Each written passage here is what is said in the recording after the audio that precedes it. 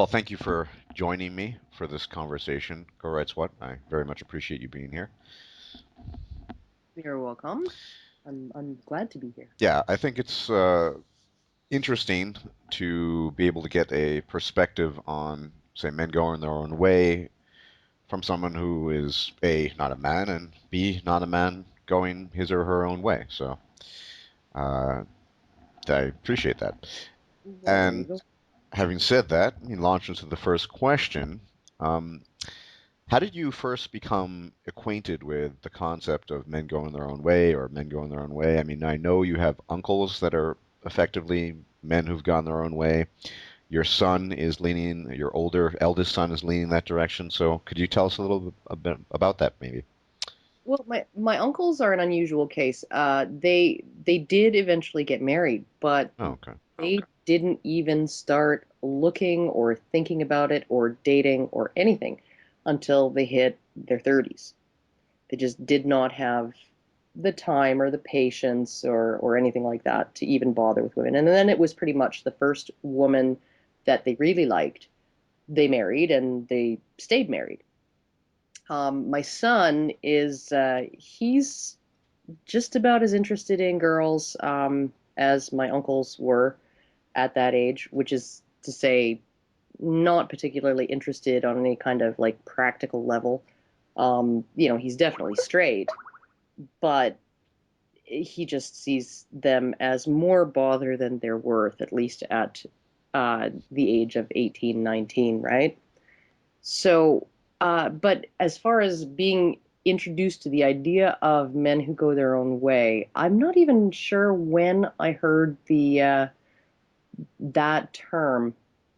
Um, when that was or where. But I do remember one of the first times that I heard it in the mainstream, which is awesome.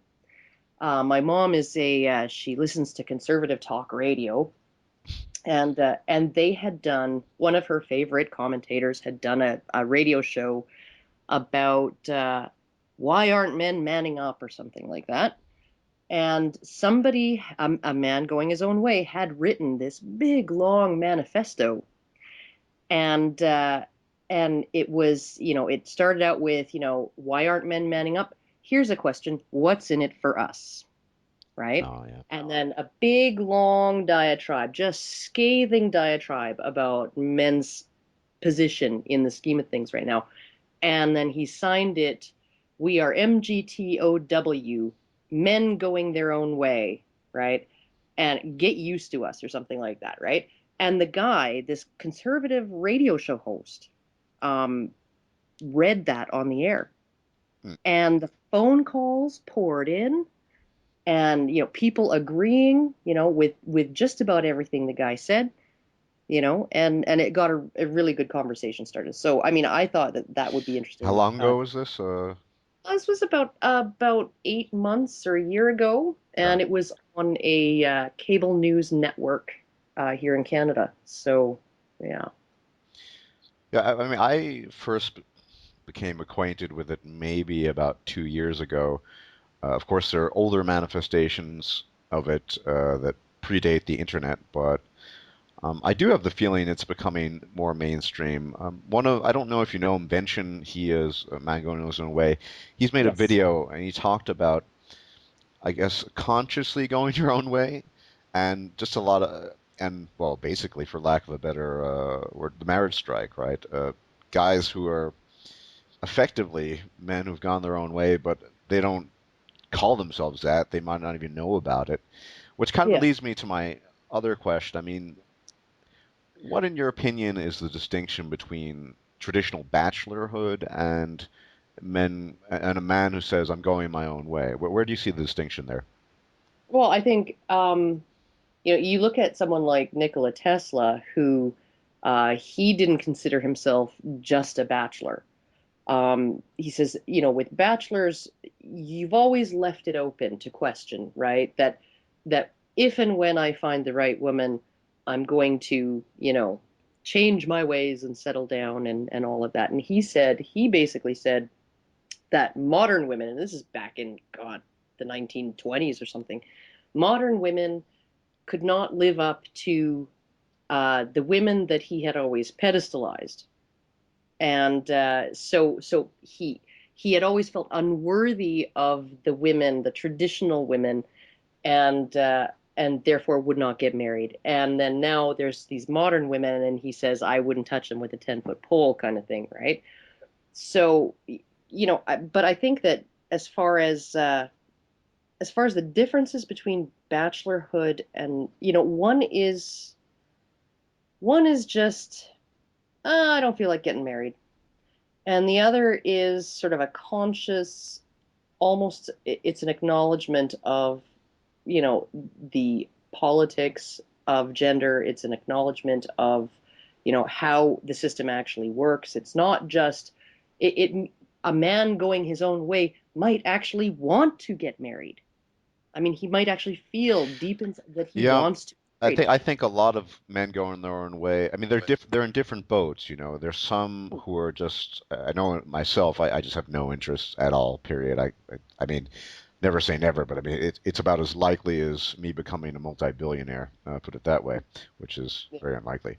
And then you have guys, I think, who, and I don't blame them for it. I understand that they're sort of still yearning for that traditional setup, but on some level realize that it's untenable, at least in the under the current circumstances, and unfortunately, those circumstances are not changing; they're actually getting worse. Uh, Well, one thing that I found was, like, because I've talked to a few guys who sort of had husbandhood and fatherhood was part of their life plan from when they were kids. mm, And one of them, he's very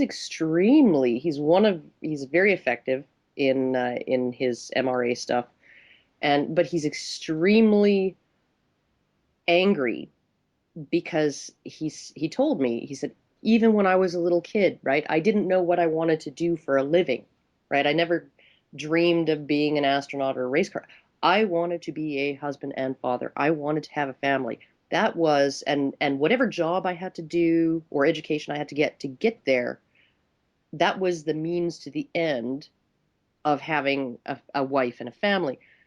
And then when he woke up and realized that that was not something that he was prepared to, risk everything, I can't do it. I can't, this system sucks, and I can't have what I want. He's probably much more angry and much more effective in just having the energy to go out and poster and get stuff done and all of that than a lot of men who really, didn't have that as one of their main priorities in life. He feels like he's had something stolen from him, right? It's not just, it's not a possibility. It's something I wanted was taken from me. So, I think a lot of, well, I don't know if they're necessarily men going their own way, but certainly a lot of MRAs and men who are somewhere between the two or both, maybe. I think Bob O'Hara described himself as both. And I know from conversations with Bob that, you know, if circumstances were different and the laws were changed, according to him, then he likely would get married, I imagine. yeah. So I think a lot of guys are in that position, and I can definitely see then the source of the anger there. Uh, but I mean, that kind of leads to this other question. I think it's one of the biggest criticisms that you'll hear leveled at men going their own way is that, I mean, yeah, I mean, only an idiot would realize that in the long run, you need to reproduce. Evolutionary speaking, it's kind of a dead end. But really, what are the options out there for men? I mean, for all men, men who desperately want families, men who are kind of, you know, iffy about it, unsure. I mean, is it realistically speaking tenable and maybe safe enough to take on the risks associated with marriage and formal relationships and the whole nine yards in today's atmosphere? I mean, for myself, and I think for many of my subscribers, many of course your subscribers as well, we don't think so, and yet that's a criticism. I mean, I often liken it to sort of someone telling, yeah, you should try it anyway. Someone saying, go wade through a minefield. If you're lucky, you might not get blown to bits. Maybe you'll find, something nice out there. What do you Yeah. have to say about that? Well, I think anytime a man sort of enters into a relationship with a woman, he is potentially putting his balls on the chopping block. He just is. It's just yeah, it's not even a matter of navigating the relationship. It's a matter of uh she can be the nicest person. She can be the sweetest person.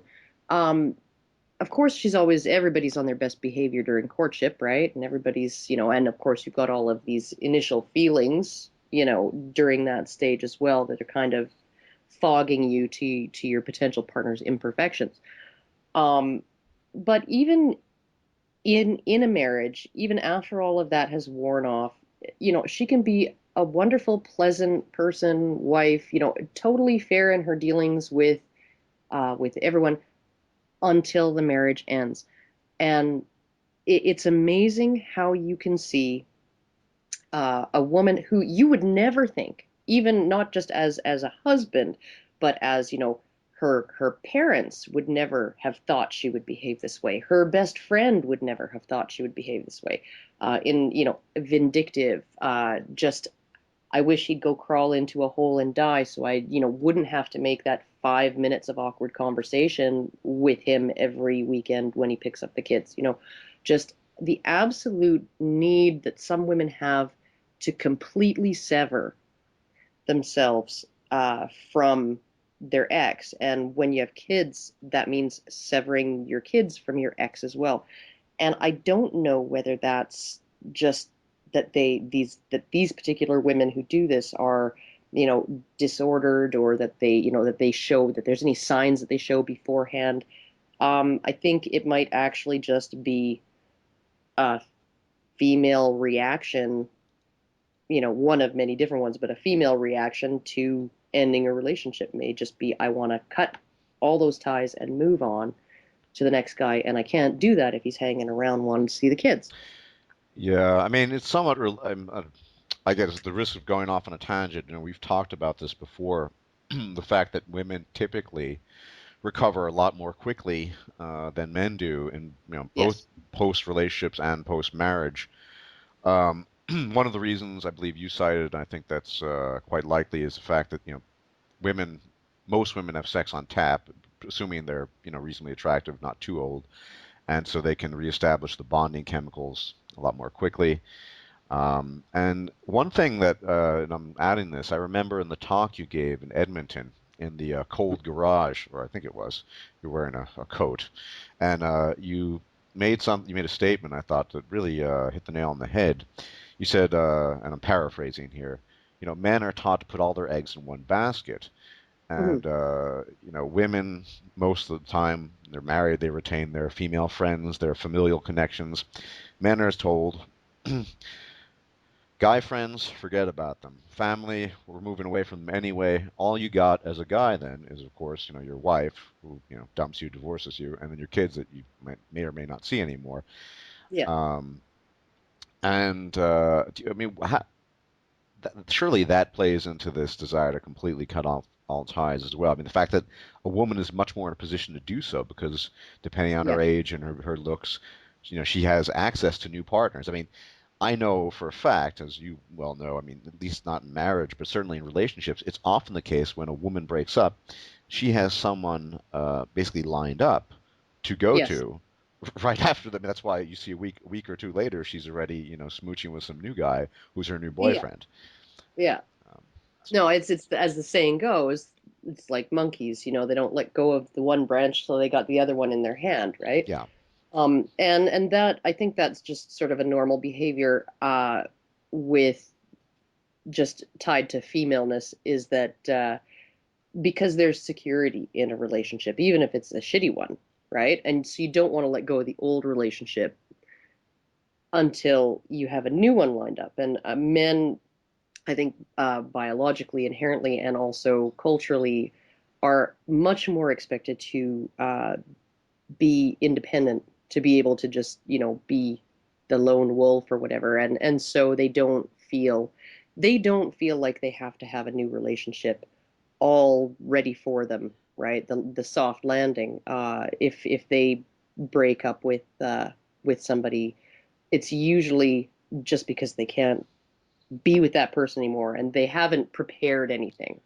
No, I mean, So most guys I know that aren't flippant, or whimsical, they'll stick it, they'll stick through as long as they can. They'll try to stay till the end, and if it's some cases they just stay until it destroys them. yes, And the downtime is years sometimes. They just don't have that. Well, they're men. They don't have that option necessarily. Uh, and I think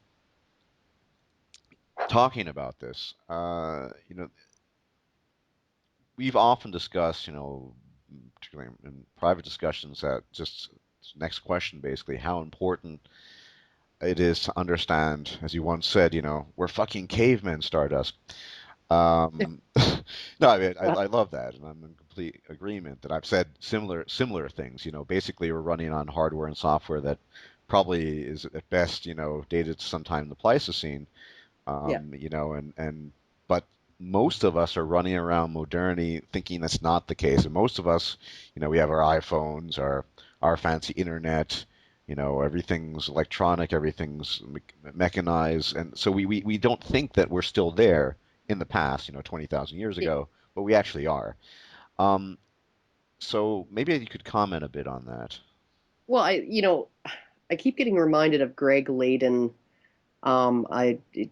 He used to blog over at Free Thought Blogs. I think they kicked him out once he started stalking somebody in real life, I think. Oh, Um, okay. but he is the one who he wrote a blog post that basically said that all men have a rape switch. And, most of the time men are enculturated to avoid raping, but, you bring on the right conditions and the rape switch will get flipped to on and men will rape. And, which is sort of bullshit. But then when you look at so many other behaviors, right? We are programmed to bash other people over the head if we have to. I mean, it's very, you can't completely socialize those things out of people. I mean, like I would kill somebody if they were trying to kill me. I would do everything I could to take them out, right? I think that anybody is like that. And so you have these impulses, you have these feelings. They're all attuned toward a much more dangerous time. Um, I think we go out of our way to look for danger. I think this is what a lot of our hysteria about zero tolerance policies in schools and for things you can't even use your pencil eraser as a ray gun anymore, because that's zero tolerance for weapons. And some schools, some elementary schools, won't even let a kid pick snow up off the ground, let alone make a snowball out of it and throw it. So you have, because we're looking for danger. We are looking for danger. We're programmed to seek out Even when it's not there. yeah, even when it's not there, things that could be harmful to us. And the safer we get, the more likely, the more time we have to look, and so this is why I think you have the TV showing so much of what the news shows us is stuff, horrible things that are happening all over the place. The ones that are really gonna, grab your gut and twist. These horrible things that happen all over. Um, there's rarely good news on the Oh, TV news. absolutely. So you're suggesting that the bad news, which is basically all the news, or 99% of it, is kind of a relic of our It Pleistocene is. brains, reminding us that we need to be in a state of alarm. We need to be aware. We need to Yes. constantly be on guard. It's constantly be vigilant. And one of the things that we have always had to be constantly vigilant about has been danger to women and children. Yeah. And so, I mean, like, this is why I think you see all of these expansions of the definitions of abuse and things like that. Now just raising your voice at your wife can be considered abuse. Telling her, you're not being rational, Yeah. that's abuse. Yeah, but what's interesting here is that the safer we become, I mean, generally speaking, we're a lot safer now than we were, say, even 100 years ago. The more leeway there is in a way to create uh, a new definition of danger. I mean, because Yeah, 100 years ago, a guy with a knife threatening to kill, that was, really dangerous. That still is dangerous now. Now, of course, quote unquote, poor language, criticism that's not taken well, yeah, that's interpreted because maybe because we have that level of safety in part. we do, and like you look at it, and when I was a kid, still in elementary school, they were still giving out corporal punishment, Yeah. and now, um, if a kid doesn't, if a kid pokes another kid, he's sent home from school for the rest of the day because that's violence. You look at it 200 years ago, there were laws against domestic violence, right? But it was actual violence. It was, if she's bruised up, she's been battered, Yeah. he beat her with a belt, Yeah. or whatever. Now all he has to do is physically move her out of the doorway so he can get out of the. Oh, it's funny, Karen. I saw something directly related this a couple of days ago. I couldn't believe it. It was a little story about a 5-year-old in kindergarten, a boy in Ohio, who was happened to be wearing a buzz cut. Now, okay, whatever. And they suspended him from school because it was perceived to be too provocative in the sense of, provoking violence and, and Because he looked like aggression. Yeah, well, perhaps, yeah. He was a 5-year-old kid suspended from a kindergarten. What? for having a buzz cut. That's Yeah. what the hell is going on? I thought the 7-year-old who chewed his Pop Tart into the shape of a gun, he said it was accidentally. He was trying to make a mountain, and then went, "Oh wow, a gun," and pointed it at his neighbor at the table, and he got expelled or suspended. Right? I thought that was the epitome of Well, stupid. I know. I mean, Like, what? in my advanced age, I know I dodged a bullet because when I was younger, when I was that age or a bit older, I used to take a box cutter and cut, and it kept to myself, but cut, cardboard up, paper, and slice. And I probably would have been put into an institution for that these days. Oh yeah. I mean, Oh well, I remember my daughter in elementary school. They used to have this sort of, it was an access ramp, grass covered access ramp to an upper soccer field that there was a big retaining wall, and then this access ramp, and with sort of sloped sides, and there were trees on the sides, and the kids used to sled on it. yeah, And my daughter, I got the phone call around 12:30, just at the end of lunch hour, to come pick up my daughter because she'd gotten into a fight with a tree trunk, and the tree trunk won. Her sled had sort of gone over the edge, and she had a big crash, right? And I I went to pick her up, and she's all bloody and swollen and big fat lip, and nose almost broken, thank God not. And I'm just like, so what's the other guy look like, right? And I didn't have a problem with it. I assured the school, like, no, no, no, it's no, like, kids hurt themselves, right? It's just, that's just the way life is, right? yeah, Didn't matter. Sledding banned at the school from that point on, because one kid got hurt, even though I had no problem with it. I was just like, whatever.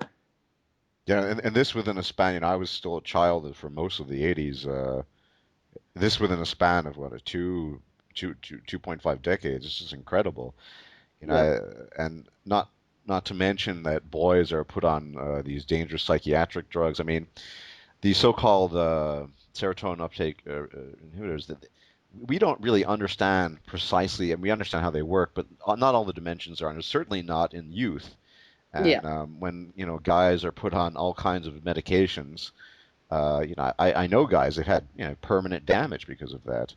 Uh, Oh yeah. Well, I mean, if methamphetamine use during adolescence can make you permanently dependent on antidepressants for the rest of your life, and I have known people who will be on antidepressants for the rest of their lives because yep. they screwed up their brain wiring with meth when they were teenagers. Um, then, the ADD drug Ritalin. that lots of people use is dexedrine, which is an amphetamine. Yeah. And I'm thinking, like, what are we doing? What are we doing to ourselves?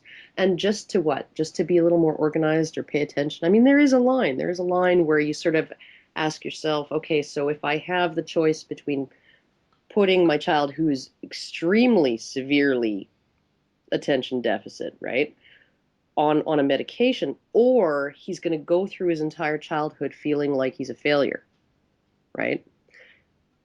That's a hard choice. But if it's just a matter of getting them to sit still and behave a little better in class, that's absolutely absurd. It's ridiculous.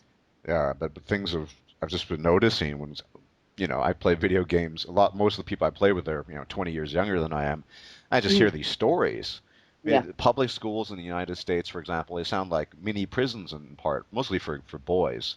Hmm. And a lot of them, I know one guy, two guys I play with, they decided to just go online schooling. They couldn't deal with it anymore. Hmm.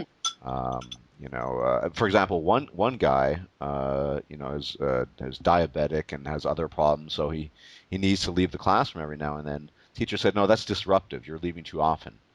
Yeah. But he had to medical reasons. He Yeah. decided, his mother pulled him out of the school and just gonna go to online school. Okay, Yeah. it's Well, and it's amazing how well students who have problems in school can do if there's no teacher. If there's no teacher there, um, I remember failing social studies in grade 11 and taking a correspondence course and getting 98%. Yeah, well, that's it's interesting you mentioned that. I mean, at the risk of sounding like a misogynist, everyone knows I am one. My most memorable teachers were high school teachers that were all male. They're the ones who inspired me to write good things, to think about things. I had not a single female teacher that ever inspired me in the way they did to really just think critically about issues and expand my writing skills. And uh, sorry, but I think, I mean, we know there's a dearth of male teachers in schools, and it's showing. Yeah. Oh yeah. I think, as far as female teachers, I've had poor ones. I have had a couple of poor male teachers as well, though. I mean, you look at and you think, it would just be nice to actually sort of have an even balance. Well, yeah, Um, I'm not saying that. I'm certainly not claiming men are infallible, but I just the level of passion they would review was political science or history, or social studies, or yeah. whatever. They just kind of infused the instruction with a bit of a passion that just it lacked the sort of that kind of the rote learning that's often associated with, I suppose, mostly women and girls and how they approach things. There was a kind of the spark of creativity there. Not Um, just that, like fearlessness, right? yeah, Fearless, being able to engage a topic, even if it's uncomfortable, to fully engage the topic. I think that women often will shy away from sort of challenging the status quo or challenging, how they think about things. Men might be a little bit more okay with at least the expression of ideas that make them uncomfortable. yeah, So. yeah, definitely. And speaking, well, I don't know how related this is, but there's a really important question that I need to ask you. It's to my mind one of the most important questions anyone who's involved in these issues can really ask themselves. And it on the surface it seems like a simple question, but I'd like to hear you formally speak your mind on this. So, can the ideology of feminism, which I like to kind of call a capital F feminism, be Mhm. separated from your average woman, be it a coffee shop feminist or just someone who has no a woman has no affiliation with it? And I'm going to borrow from Barbara Russell here. Barbara Russell once made, I thought, the very keen analogy that if we were to say that feminism is sort of a virus of the mind, right? Uh, that if you were to study a normal virus, it's important to study the vector through which the virus travels, Yes. um, and alluding to the fact that for whatever reason, women have a great affinity to feminism. I cite India as an example. I mean, in the last decade, supposedly, if you were to believe the reports, there's mass rape everywhere, and guys can't get on. they can't even they're not allowed on the train, and Yeah. it's just become insane. Feminism has got a foothold there, and women are just eating it up. So, what is the relationship of the so-called ideology of feminism to your typical human female?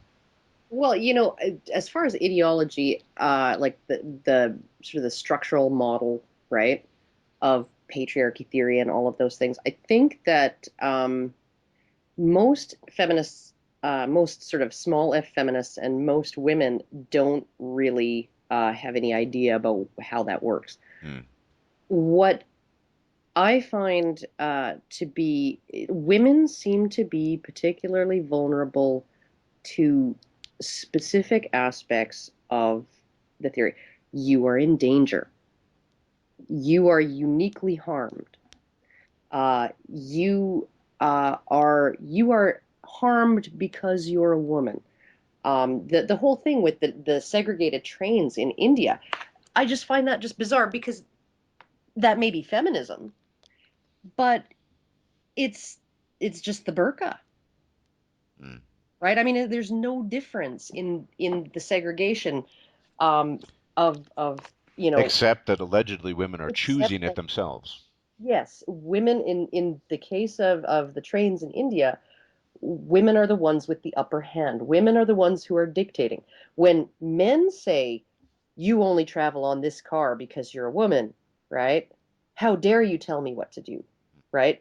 Women can say, women are only going to travel on this car because we're women, right? It boggles me how many similarities there are.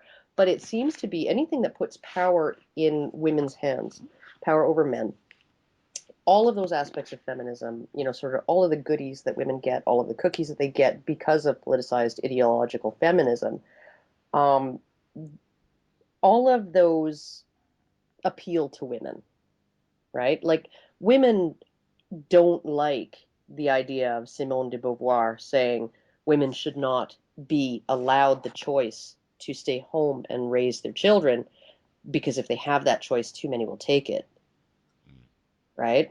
Because that's ideological feminism. That is the natural conclusion of the theory. If you take the theory of patriarchy theory as an economic model where men are the bourgeoisie and women are the proletariat, in order for women to this is actually how it works, right? It's all conflict theory. If you were actually to take uh, you would have to force women to take on these male roles. Women don't want to do that, but they will happily receive all kinds of benefits. And like honestly, if women want to be married to the state because they don't have to give that man, the state, that husband, that father, they don't have to give him anything but their vote, right? And they get all the benefits of a husband and father. You know, So, it's not necessarily the ideology that appeals to most women. I think it's the benefits that come, the no strings attached benefits that come from the politicization of the ideology that appeals to women. And that's going to be the hardest thing because if ideological feminism was booted out of government, a lot of women would find themselves very surprised by how difficult the world is. indeed, and this is it's I think important you mentioned this. So that of course explains why it's places like India, it's like pouring gasoline on a fire. It just ignites instantly because it just Yeah. appeals that. But effectively speaking, why say I don't consider myself an MRA, and I've been called, hopefully endearingly so, Eeyore by Dean Esme. That if we were to let's do the equality under law pitch, you're effectively asking half the population, say, I'm just making this number up, if you guys take a 40% reduction in quality of life, everything's going to be fine. I mean, Yeah. Oh, who yeah. who what rational person, man or woman, says, yeah, that sounds good. I'm going to reduce the quality of my life by such a large margin, and then the world's going to be a better place. Uh, Yeah. I don't think most women are going to be willing to relinquish that. Uh, Yeah, no, it's really difficult because uh, feminism started in the upper and upper middle classes because those were the men that if a woman traded places with them, they could arguably be seen as trading up rather than down. But when you look at 99% of people, that's just even now, that's not the way it is, right? I mean, can you imagine if I have the opportunity, as I do, because I have a boyfriend who contributes uh, financially to the household as well, right? So I have the opportunity to work part-time rather than full-time.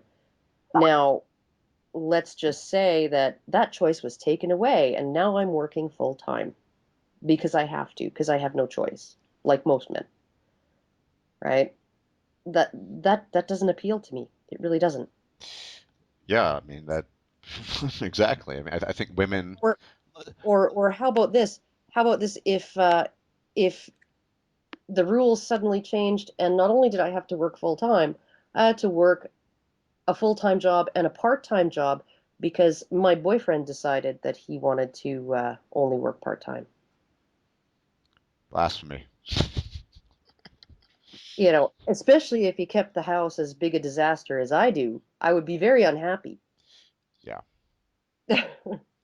Yeah, but So, that's it's sort of the element of choice. I mean, as in an abstract sense, women want the choice, even though very few would take the option of working full time, overtime, so on and so forth.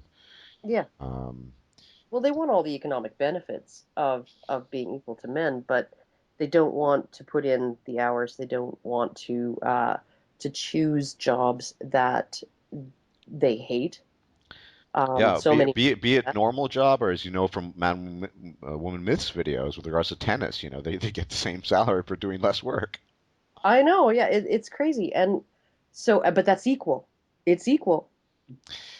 Yeah, it's just bizarre, which I It mean is. it which makes it just very difficult and in my eyes somewhat untenable, this idea of sort of just reversing the laws. I mean, call me a pessimist, but instead of calling myself a political activist, I would call myself maybe an information activist. I think getting the information out there, and I see your role in this as well. I mean, your tremendous role in this. That the more people who become aware of these issues, particularly men, but Yeah. also the a handful or two finger full of women like such as yourself out there, who might be interested and aware of these things and see problems with Yeah. it. The more people become aware of this, the more they can take it upon themselves as individuals to, as Barbarossa said, for example, stop doing favors for women. Let them be Yeah. adults. Don't Yeah. don't hire them because there's a quota. Uh, you know, um, don't hire her just because she has a pretty smile, even though the guy has 2 more years of experience and better recommendations. I mean, uh, things like that. Yeah. Oh, yeah, definitely. I think that I sort of see my role because once I really had a look at the magnitude of the problem, where I started getting a hint of as to the magnitude of the And here we're problem. coming into something I wanted you to talk about anyway, motivation. Yeah. Yeah. Well, I mean, motivated, like I was motivated initially to try and make change, and then I realized that it that wasn't going to do it. That was not going to keep me doing this because it Because just too many cavemen. yeah, well, and just how do you I don't even know what I want or what I think we should or can change society into. Like, I don't know what's going to work. I don't know what's possible. So, you know, I just basically I shifted gears and I decided that my main goal was going to try to understand everything. Try to understand all of it. Men, women, society, how gender operates in society, how society operates relating to gender, all of it, try and figure it out, all of the whys, all of everything, and share that, and just try and get as many people, I guess, deprogrammed. And that my focus has gone a little bit less. I'm a little bit less on the MRA side, and I'm a lot more on the anti-feminist side. now than I was before. I used to, maybe when I started blogging about this stuff, I would have called myself an MRA first. Um, but now definitely hardcore anti-feminist, and the MRA thing is just sort of it's still there, but only because it's an offshoot of that. I think if I had to go full bore as an MRA, I would just get too discouraged. Yeah, yeah, and I guess I have a similar position, and I think that's an important point as well, is that just because things are determined or deterministic, doesn't mean within that sort of sphere of determinism there can be change. I mean, people, if they have access to this information and learn from it, they can Mhm. observe their own behavioral patterns and say, yeah, that's what I've been doing for years. Man, I've Yeah. been really fucking myself over this way. Things of that nature. And I think ultimately, um, you know, therein lies the salvation. It's hyperbolic, but because it, I don't see the system change. I mean, what, billions of women in the West saying, yeah, let's have it all fair, same Yeah, prison yeah. Equal, sentences, blah blah equal blah. opportunities, equal accountability, equal responsibility. Yeah, no, it's not going to happen. Right. So ultimately, it's an information game, and I think it's gonna be on men to do it. Men to A, stop doing favors for women, and B, becoming aware and changing their own behavior. Stop. Yeah. A man or myth said it very well once. I'm paraphrasing again. That what women want, men want. I mean, men have effectively allowed this to happen Yes. because you know when a woman complains or cries, you're attentive to that. That's what you need to do. You need to make sure she stops crying and make sure she's happy, right? That's what men are there for, supposedly, at Yeah. least. And that's why I suppose it felt so natural to listen to the cries of politicized feminism and all the consequences those technically non-feminist women who are just kind of buying into the goodies, listen to what they want, and that's why we get Donglegate and Boy Scouts with girls in it, Girl Scouts no boys in it, and it just never ends. Oh Um, well, it's why you who was it, Sparky Fister? I recently subscribed to him, yeah, and he said, well, here's the reason for the wage gap. Men like pretty women like men with money. That's some motivation.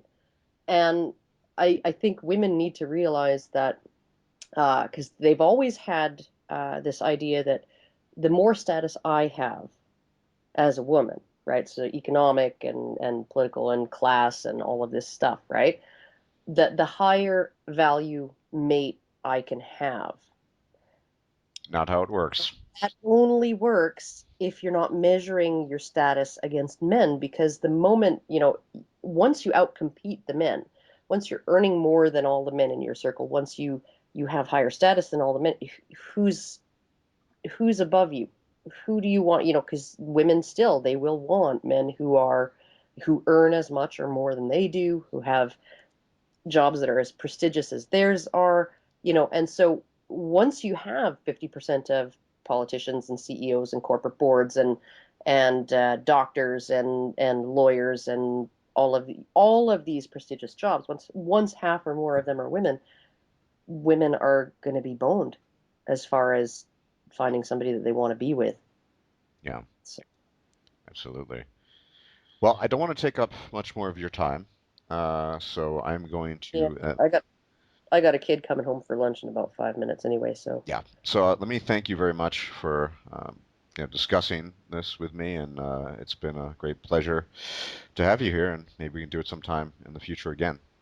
I think we should actually, Yeah, it because was this is really. kind of, I always like talking to you, so. Oh, well, the feeling is very much mutual, and I like the fact that you're a messy slob. I can so much relate to that. Oh, I am the worst ever. You have no idea.